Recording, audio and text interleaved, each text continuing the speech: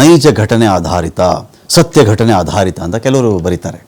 ಸತ್ಯವಾಗಿ ಈ ಥರದೊಂದು ಘಟನೆ ನಡೆದಿತ್ತು, ಅದನ್ನು ನೋಡ್ಕೊಂಡು ನಾವು ಸಿನಿಮಾ ಮಾಡಿದ್ವಿ.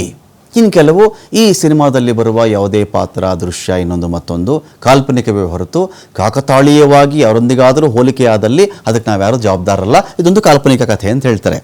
ಈ ಸಿನಿಮಾನ ನೈಜ ಕಥೆ ನೋಡಿಕೊಂಡು ಸಿನಿಮಾ ಮಾಡೋದು ಒಂದು ಕಡೆ ಆದರೆ, ಸಿನಿಮಾ ನೋಡಿಕೊಂಡು ನಿಜವಾಗಿ ಮರ್ಡರ್ ಮಾಡ್ತಿರೋದು ಇನ್ನೊಂದು ಕಡೆ. ಈಗ ನೋಡಿ, ಗುಜರಾತಲ್ಲಿ ದೃಶ್ಯಂ ಸಿನಿಮಾ ಮಾದರಿಯಲ್ಲಿ ಒಂದು ಮರ್ಡರ್ ಆಗಿಬಿಟ್ಟಿದೆ. ಪ್ರಿಯತಮನ ಜೊತೆ ಸೇರಿಕೊಂಡು ಗಂಡನ ಕೊಲೆ ಮಾಡಿರೋದು ಪತ್ನಿ. ಇಲ್ಲಿ ಪೀಸ್ ಮಾಡಿ ಅಡುಗೆ ಮನೆಯಲ್ಲೇ ಹೂತು ಹಾಕಿದ್ದು ಪತ್ನಿ. ನೋಡಿ, ಗಂಡನನ್ನು ಹೂತು ಹಾಕಿದ್ರು, ಅದೇ ಮನೆಯಲ್ಲೇ ವಾಸ ಇರೋದು, ಅದೇ ಅಡುಗೆ ಮನೆಯಲ್ಲೇ ಅಡುಗೆ ಮಾಡ್ಕೊಂಡು ಆರಾಮಾಗಿ ಊಟ ಮಾಡ್ಕೊಂಡು ಇದ್ದಿದ್ದು. ಒಂದು ವರ್ಷ ಆದಮೇಲೆ ಈ ಸಿನಿಮಾ ಸ್ಟೈಲ್ ಮರ್ಡರ್ ಕೇಸು ಇಲ್ಲಿ ಆಚೆ ಬಂದಿರೋದು. ಏನು ಘಟನೆ ಅಂತ ನೋಡಿದ್ರೆ, ಬಿಹಾರ ಮೂಲದ ಸಮೀರ್ ಅನ್ಸಾರಿ ಮೇಸ್ತ್ರಿ ಕೆಲಸ ಮಾಡ್ಕೊಂಡಿದ್ದು. 2016ರಲ್ಲಿ ಬಿಹಾರದಿಂದ ಅಹಮದಾಬಾದ್ಗೆ ವಲಸೆ ಬಂದಿದ್ದು ಪತ್ನಿ ರೂಬಿ. ಈತನ ಪತ್ನಿ ಹೆಸರು ರೂಬಿ ಅಂತ. ಪ್ರೀತಿಸಿ ಮದುವೆ ಆಗಿದ್ದು, ಇಬ್ಬರು ಮಕ್ಕಳು. ಕೆಲ ವರ್ಷಗಳಿಂದ ರೂಬಿಗೆ ಮತ್ತೊಬ್ಬನ ಜೊತೆ ಅಫೇರ್ ಇರುತ್ತೆ, ಸಂಬಂಧ ಇರುತ್ತೆ.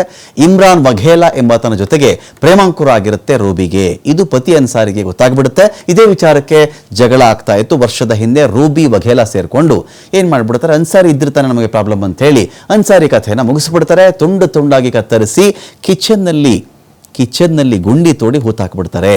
ಘಟನೆ ನಂತರ ಕೆಲವು ತಿಂಗಳ ಕಾಲ ಅದೇ ಮನೆಯಲ್ಲಿ ರೂಬಿ ಇದ್ದಿದ್ದು. ಆದರೆ ಕೆಲ ತಿಂಗಳಿಂದ ಅವಳು ತಲೆ ಮರೆಸ್ಕೊಂಡ್ಬಿಡ್ತಾಳೆ.